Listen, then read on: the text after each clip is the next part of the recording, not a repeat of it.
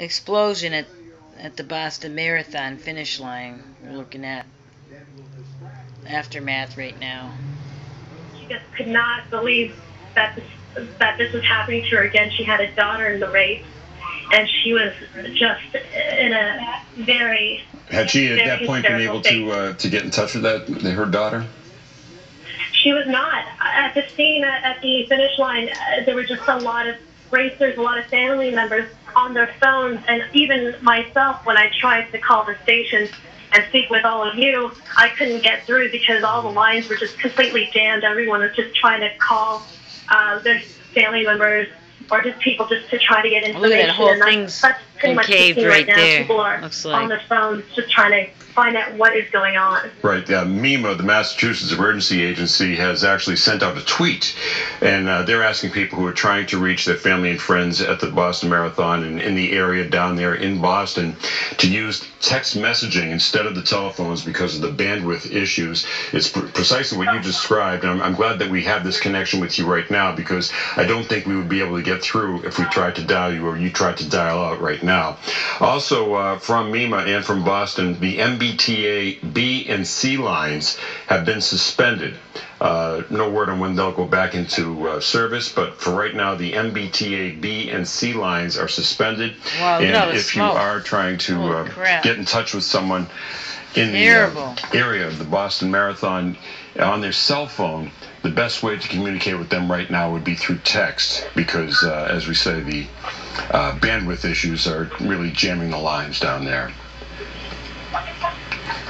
Christine, what's going on where you are in the Fairmont Hotel? Are you? Are there other news people trying to gather? Are they letting you out? Or are you being told to stay where you are? Again, where I am is I'm right now in the Fairmont Copley. I'm looking at through a window. Right now, they've completely cleared Copley Square, and I see the medical tent, and I see ambulance trucks waiting and putting people on stretchers into the ambulances. A lot of people just, I know there's a lot of confusion on the ground, just people trying to figure out what's going on.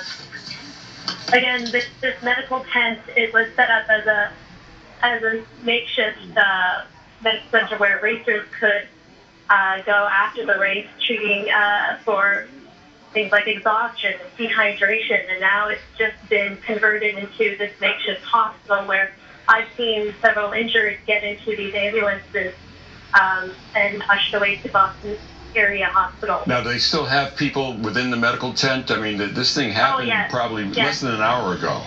Yes, no, I was outside about 5-10 minutes ago before everyone on the street was ushered away and into Fairmont Copley's hotel to get away from the hospital, the medical tent.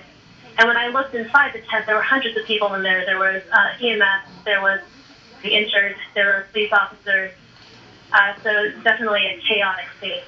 All right, we're getting more information from MEMA, and MEMA said that the service called Red Cross Safe and Well, and Red Cross Safe and Well is active, so anyone can register themselves as safe or search for a loved one who registers with Red Cross Safe and Well, and we're going to give you a website right now. The website is redcross.org with a / and then with no spaces, safe and well. So if you want to find out if anyone who has registered themselves as safe or search for someone, a loved one who might have been